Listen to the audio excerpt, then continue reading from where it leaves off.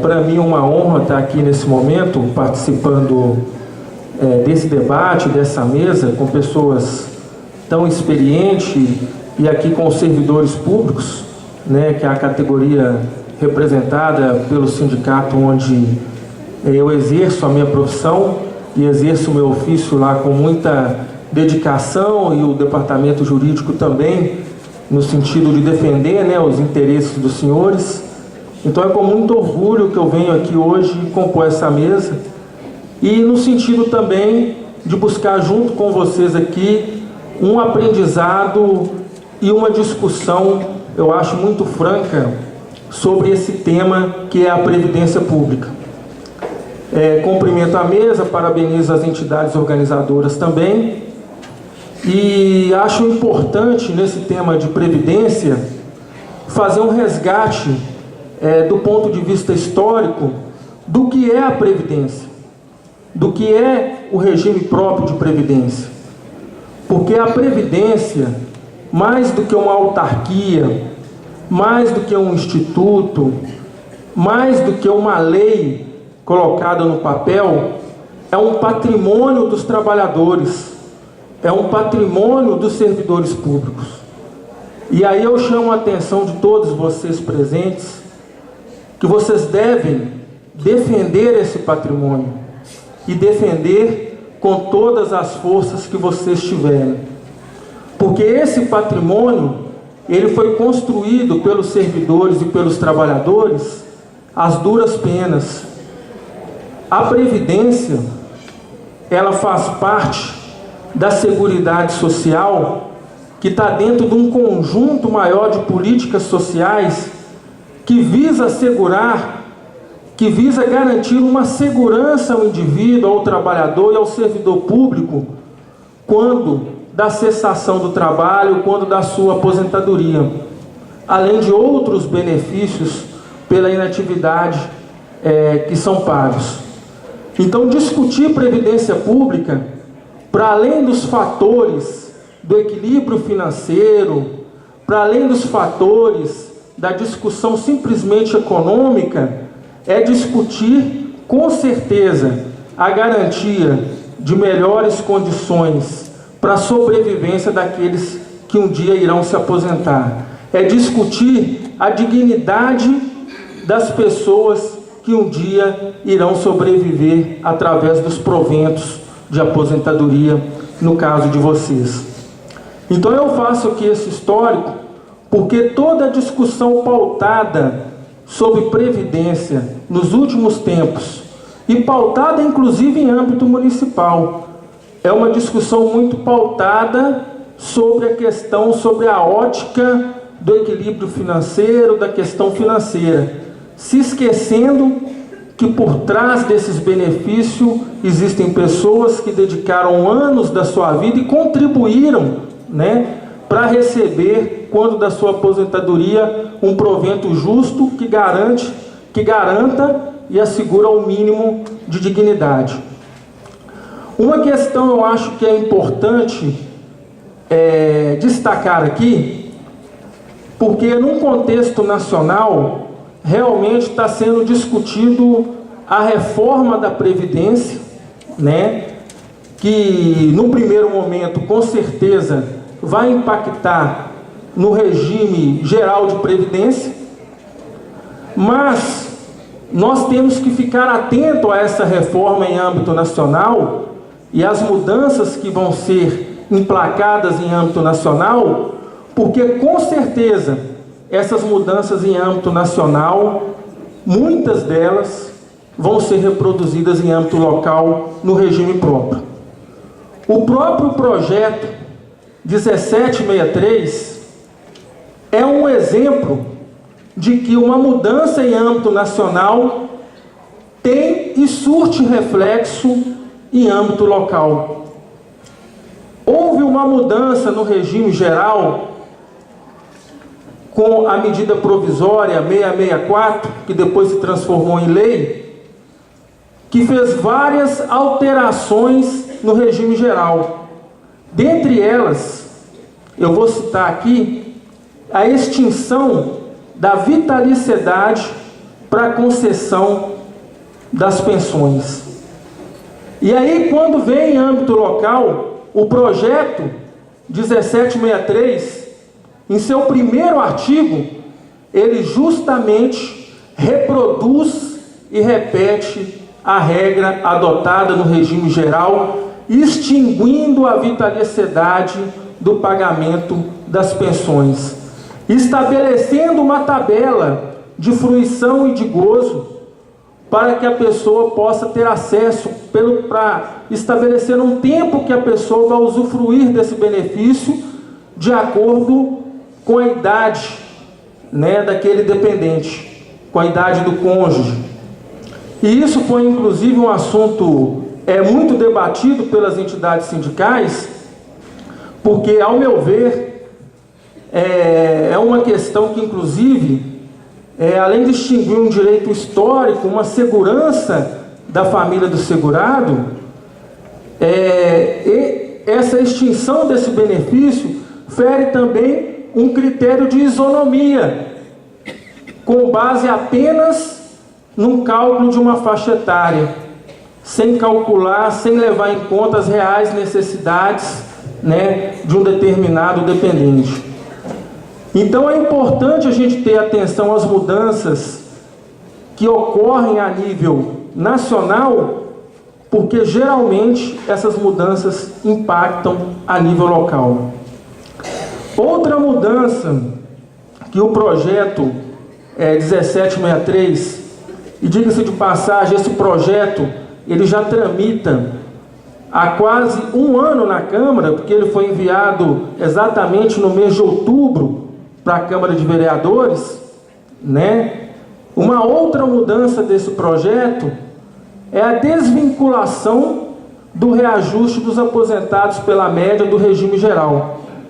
Lá no artigo 45 da Lei 10.362, que regra o RPPS, ele disciplina o quê? Que o reajuste será dado para os aposentados pela média na mesma data e índice do governo federal. E aí, em âmbito local, o que o governo veio fazer? No primeiro momento, ele retirou toda a redação do artigo, fazendo essa desvinculação, quer dizer, você não teria mais o reajuste na mesma data e nem no mesmo índice, né? E depois, a partir da negociação, da mobilização dos servidores, ele retoma parte do artigo, né, aceitando colocar na mesma data, mas ainda com índice indefinido. Então, quando se faz um discurso que o projeto 1763 ele visa uniformizar ou ele visa trazer benefícios, e aí peço licença ao doutor secretário, lógico, para discordar, é uma meia-verdade, porque em várias situações ele retira direitos também dos trabalhadores. Um outro ponto eu acho importante destacar nesse projeto, que o projeto ele tem essa concepção, e é um discurso inclusive do governo, de uniformizar e de criar essa isonomia. Os sindicatos, e aí eu já falo das emendas, né, de algumas das emendas que os sindicatos apresentaram, as diversas entidades, são várias emendas, são mais do que uma dezena de emendas, porque o projeto, inclusive, ele mexe em mais de 20 leis, né? É um projeto muito, inclusive, complexo, que demanda realmente uma discussão aprofundada. Os sindicatos propõem várias emendas, uma regra de transição, que a incorporação de gratificações e de vantagens fosse realizada à razão de 1/10, ao invés de ser realizada à razão de 1/30 e de 1/35, como é a proposta do governo para várias gratificações. Inclusive, alguma dessas gratificações, a sua forma de incorporação já foi ou é a razão de 1/10. Então, qual que é a diferença disso? Eu, na semana passada mesmo, pegando um caso concreto, atendendo uma servidora, foi extinta uma gratificação no município, instituída uma nova gratificação substituindo aquela anteriormente, né? Porque a gratificação ela foi incorporada ao vencimento base, e aí instituiu a nova. Só que faltava 2 anos para essa servidora aposentar, e ela aposentou. E quando ela se aposenta, a incorporação que ela teve dessa nova gratificação foi de 2/30. E isso causa prejuízo para o servidor. E causa um prejuízo de grave e de grande envergadura do ponto de vista do padrão do vencimento, do padrão social que aquele servidor ostenta, inclusive. E aí, quando nós discutimos previdência, e aí desde o primeiro momento as entidades sindicais vêm fazendo essa discussão, é necessário estabelecer regras de transição para quem já está dentro do sistema, para que se assegure minimamente as regras do jogo. Porque foi falado muito isso aqui, que existem regras do jogo. Então, eu acho que é uma situação muito ruim para o servidor, quando um servidor fica 10, 20, 15 ou mais anos da sua vida, acreditando que vai se aposentar com determinada regra, e aí quando ele está lá na boca do gol, na hora de marcar o gol, de aposentar, essa regra muda e de certa forma pode vir a causar prejuízo para ele. Então, o que os sindicatos, através das suas emendas, vem tentando fazer nesse projeto, é assegurar regra de transições, de incorporação dessas gratificações, de uma forma mais justa. E aí eu digo para vocês, dando um exemplo concreto aqui, do projeto, que fala em uniformização. Mas aí eu vou dar um exemplo aqui. Os procuradores do município recebem a gratificação de estímulo à cobrança à dívida ativa. Nada contra os procuradores, viu, gente? A incorporação para os procuradores, isso está no projeto 1763, é a razão de 1/10. E está sendo mantida de 1/10, porque a previsão legal é a razão de 1/10. Agora, se a ideia do projeto é uniformizar, o porquê se manter 1/10 para a incorporação desse setor, que também são servidores públicos, e para os demais a regra de 1/30 e 1/35? Então o projeto ele não está uniformizando. Por isso que eu digo aqui que é uma meia-verdade quando se diz que o projeto visa isso. É lógico que eu entendo que o governo, ele veio no sentido de... Houve alguns avanços do ponto de vista da negociação, pequenos avanços. Por exemplo, um dos artigos previa que se o servidor ingressasse no serviço público hoje, e ele não tivesse 24 contribuições, e ele viesse a falecer, os dependentes dele não teriam direito à pensão. E isso, inclusive, é uma regra, né, que originou de mudança a nível federal. Então é por isso que é preocupante quando se fala da reforma da Previdência a nível federal, porque há uma tendência que essas regras repercutam, se reproduzam aqui em âmbito local. Após longas discussões, houve, é lógico, um entendimento com o governo, uma negociação, e essa condição, esse artigo, ele foi retirado do projeto, né, através da subemenda 14. Então o projeto ele já tramita a longa data na Câmara, tem dezenas de emendas nesse projeto. Eu inclusive recomendo a vocês depois a visitarem o site do sindicato, que tem muita matéria lá, tem a disponibilização integral das emendas.